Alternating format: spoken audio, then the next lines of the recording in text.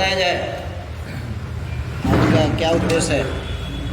जन स्वराज कार्यालय सिवान में प्रेस वार्ता का आयोजन किया गया है। किस उद्देश्य से आज का प्रेस वार्ता हो रहा है? आज जन स्वराज जिला कार्यालय में आप लोगों का स्वागत है। आज प्रेस वार्ता का मूल विषय है कि जन स्वराज के सूत्रधार हम लोगों के नेता आदरणीय प्रशांत किशोर बिहार के मुख्यमंत्री माननीय नीतीश कुमार जी के पैतृक गांव से हस्ताक्षर अभियान का शुरुआत है और ये हस्ताक्षर अभियान सरकार के जन विरोधी नीतियों के खिलाफ और पूरे सूबे में प्रत्येक जिले में आज प्रेस वार्ता का आयोजन किया गया है और आज से प्रत्येक जिले में हस्ताक्षर अभियान का भी शुरुआत किया जा रहा है। यही हम लोगों का मूल उद्देश्य है कि सरकार की जो गलत जन विरोधी नीति है उसके खिलाफ जन स्वराज जन जन तक जाने का काम आज से आरंभ कर दिया है और 40,000 से अधिक गांवों में जन स्वराजी साथी जाएंगे और सरकार की जो गलत नीतियां हैं वो हम लोग आम जनता के समक्ष रखेंगे। गलत नीतियों में क्या क्या गलत नीतियां हैं? क्योंकि सबसे बड़ी बात यह है कि सरकार की जितनी भी योजनाएं चल रही है वह योजनाएं एक तो धरातल पर नहीं है और उसको अमली जामा पहनाने के लिए आम जन को बहुत से समस्याओं को लेकर लड़ना पड़ता है। एक छोटा सा ही उदाहरण आप देख लें कि आपको एक निवास बनाना हो, एक जाति प्रमाण पत्र बनवाना हो या EWS से लेकर कुछ भी बनवाना हो, आप ब्लॉक में चले जाइए, आपको कितने परेशानी हो रहा है। जबकि ऑनलाइन सिस्टम हो गया है उसके बाद भी आपका काम नहीं चल रहा है। अभी ज्वलंत मुद्दा है भूमि सर्वे का काम चल रहा है और कागजात तो सरकार के पास रखना चाहिए न जी। इस कागजात को खोजने के लिए आम लोग कितना दौड़ रहे हैं। आप लोगों को पता होगा कि एक दाखिल खारिज अगर आपको कराना है, आप अंचल में चले जाइए तो एक दाखिल खारिज में कहीं 10,000 कहीं 50,000 कहीं लाखों रुपये की डिमांड की जाती है। जनगणना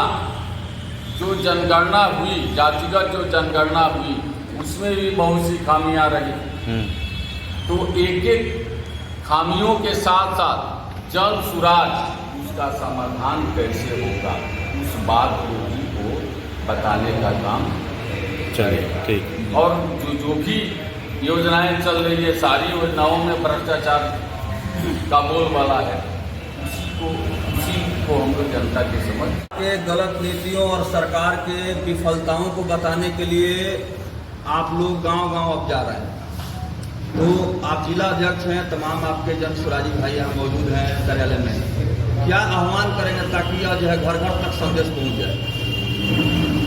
पहले तो मैं आपके टीम के सबको मैं धन्यवाद देता हूँ। इस मौके पर आपने हरदिया मोटर जन स्वराज कार्यालय पर आप उपस्थित हुए। आपका सवाल बड़ा ही उत्तर है। क्या सरकार की योजना चली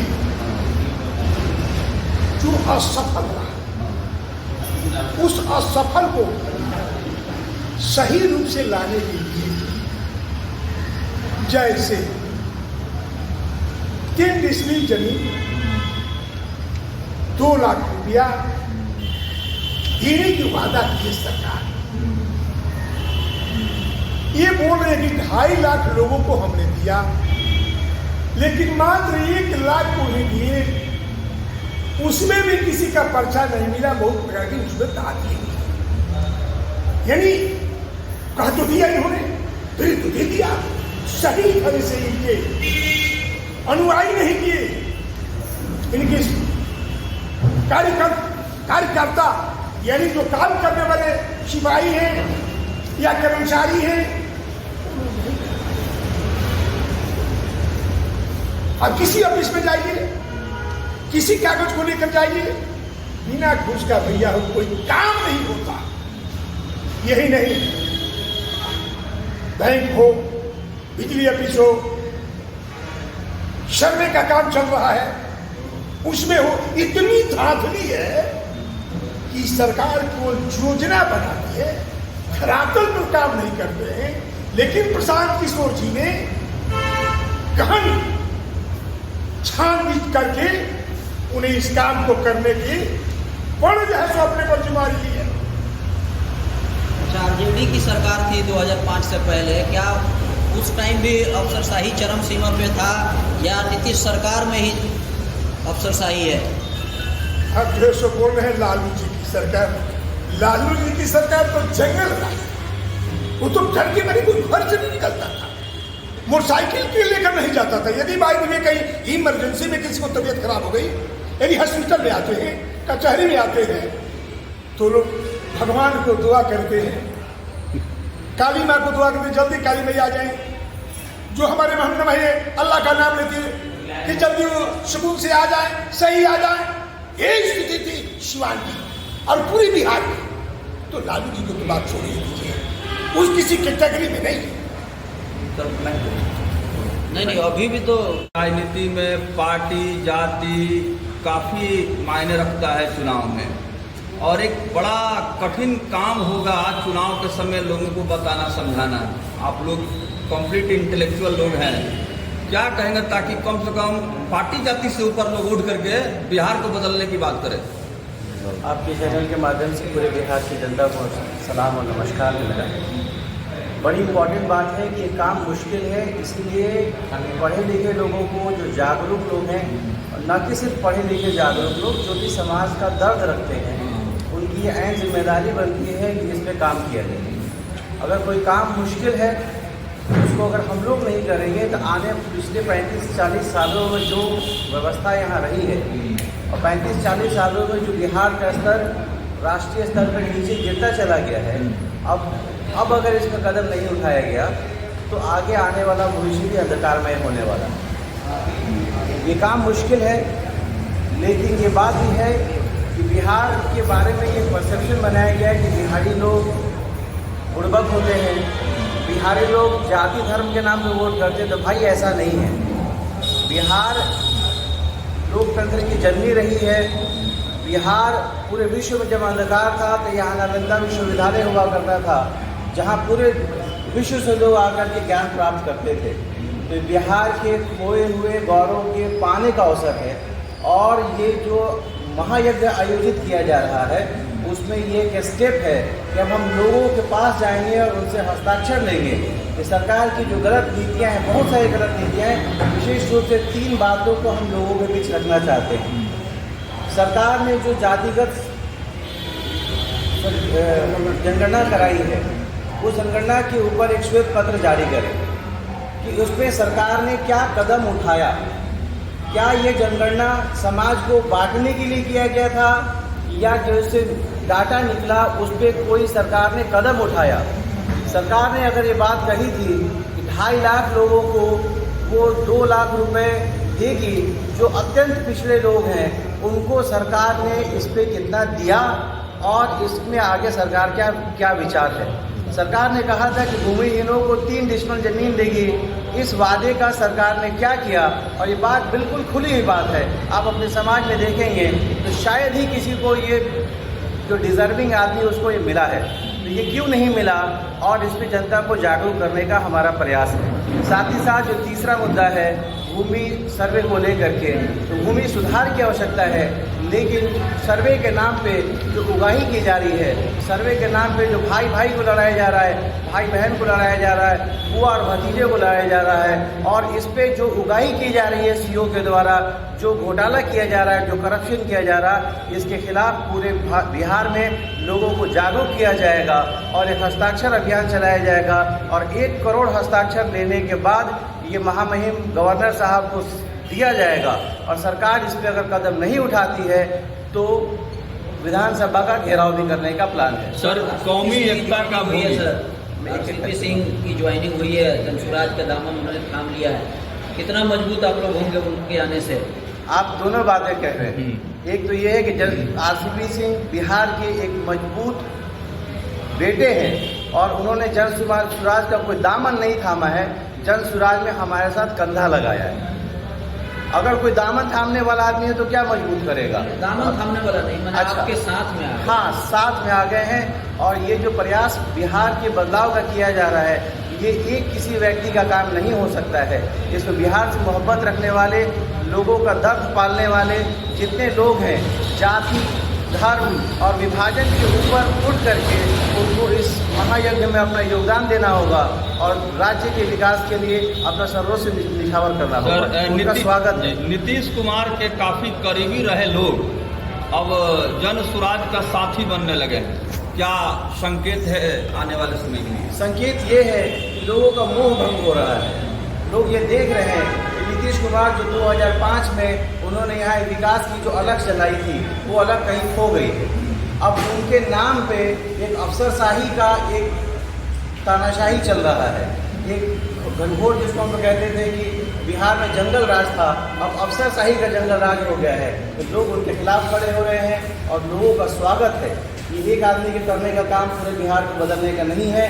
जितने लोग आएंगे, जितने लोग जुड़ेंगे, और मैं आपके चैनल के माध्यम से पूरे राज्य की जनता से अनुरोध करता हूँ कि लोग आएँ, जुड़ें और अपने बच्चों के भविष्य के लिए वोट करें। जाति धर्म देख करके वोट करने वालों को रिक्वेस्ट है कि आप अपने जातीय धर्म के आदमी को ही वोट करिए, लेकिन मुद्दा ये होना चाहिए कि आपके बच्चे का विकास होगा क्या, आपके बच्चे को शिक्षा मिलेगी क्या, आपके बच्चे की रोजगार की व्यवस्था होगी क्या, समाज में फैला हुआ जो करप्शन है, जो सरकार की जो नीतियां हैं, जो वादे किए गए थे, उन वादों को सरकार कब पूरा करेगी? जब ये जनता सरकार से सवाल पूछेगी तभी समाज में बदलाव आ पाएगा। एक और भी करेंगे। पहली बार ऐसा किसी नेता को देखा जा रहा है जो रात में गरीबों के बस्ती में जा रहे हैं। देखिए, जब आदरणीय प्रशांत किशोर जी सिर्फ एक मामले में उन्होंने यूनिक बात नहीं कही है।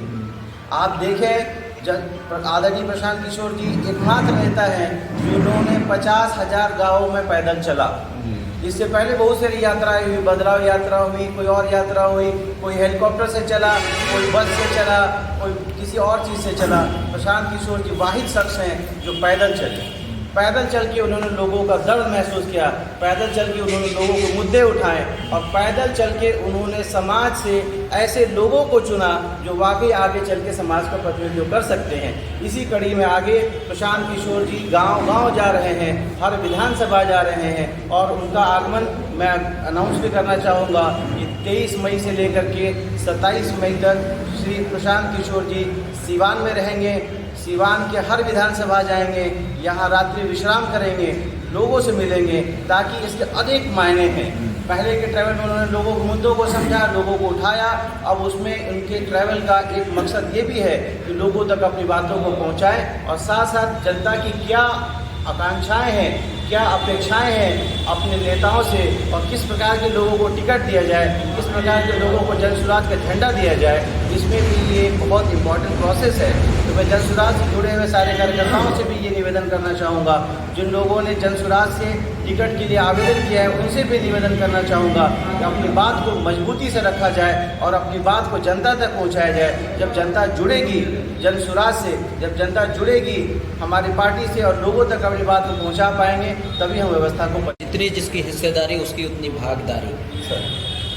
क्या जन स्वराज इस पे खरा उतरेगी? जो आप जातीय जनगणना की बात कर रहे हैं, पॉपुलेशन आबादी की अगर बात की जाए, ज़्यादातर देखा जाए तो फॉरवर्ड ही पॉलिटिकल पार्टी में भी बात कर लिया जाए या और भी जगहों पे, तो इसका आपका पार्टी कितना ख्याल रखेगा?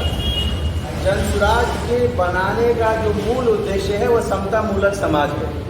और हम शुरू से अगर आप देखेंगे पिछले 2.5 साल का हमारा रिकॉर्ड ये बताता है कि जब डिस्ट्रिक्ट स्टीयरिंग कमेटी बनाई गई उसमें भी जनसंख्या के अनुसार से जो जातियों का प्रतिनिधित्व है उसका रिप्रेजेंटेशन दिया गया। उसके साथ ही स्टेट कोर कमेटी जब बनाएगी उसमें भी जितनी जिसकी जनसंख्या है उस अनुपात में उनको रिप्रेजेंटेशन दिया गया। रही बात 243 सीटों पे विधानसभा के चुनाव, जन स्वराज पार्टी मजबूती से लड़ने जा रही है और व्यवस्था परिवर्तन करने जा रही है। इसमें भी जिसकी जितनी संख्या है उस अनुपात में उनको टिकट दिया जाएगा। जन स्वराज में सिंगल पार्टी है जिसने विधानसभा चुनाव में जाने के पहले ये घोषित कर दिया है कि 40 महिलाओं को टिकट दिया जाएगा। जन स्वराज अकेली वाहिद पार्टी है जिसने ईबीसी को उनकी जनसंख्या के अनुपात में 50, 60, 70 जितने सीटें देनी है इसकी घोषणा पहले ही कर दी है। जनसुराज सिंगल पार्टी है जिसने विधानसभा चुनाव में जाने के पहले अल्पसंख्यकों को उनकी आबादी के अनुपात में 40 या 45 से 50 सीटें देने की घोषणा की है। और एक बात सबसे इम्पोर्टेंट जो मैं कहना चाहता हूँ, ये सिर्फ ये नहीं है कि किसी जाति विशेष के लोगों को किसी को उठा के किसी करप्ट को, किसी क्रिमिनल को, किसी अयोग्य या किसी भ्रष्ट आदमी को दे दिया जाएगा। हर व्यक्ति किसी समाज से आता है और हर समाज में जो टैलेंटेड लोग हैं, जो अच्छे लोग हैं, जो समाज में कंट्रीब्यूट करना चाहते हैं, उनको जनसुराज चिन्हित कर रहा है, उनकी लिस्ट बना रहा है और सिर्फ उन्हीं को टिकट दिया जाएगा। एक जनरल कैटेगरी हो जाती है, एक ओबीसी की हो जाती है, एक ईबीसी की हो जाती है, एक SC/ST की हो जाती है और एक अल्पसंख्यक का हो जाता है। उसी अनुपात में जहां भी टिकट दिया जाएगा, जिस भी क्षेत्र में दिया जाएगा, 243 में आप देखें। और ख़ास तौर पे ये कि एक अच्छे कैंडिडेट को, एक मजबूत कैंडिडेट को, एक ऐसे कैंडिडेट को जो समाज से जुड़ा हुआ है, जिसकी छवि बेदाग रही है, ऐसे ही लोगों को टिकट दिया जाएगा। और इस बात का मैं आपसे वादा करता हूं और आने वाले समय में भी जब टिकट का बंटवारा होगा तो आप हमारे पास दोबारा आइएगा और अगर हम अपनी बात से पीछे हटेंगे तो फिर आपकी बात और हमारी बात आमने सामने रहेगी। सर, सिवान में उसमें इसमें बहुत का अंतर है, कम जरूर हुआ है, खत्म नहीं हुआ। ये बस मैं थोड़ा सा बोलिए।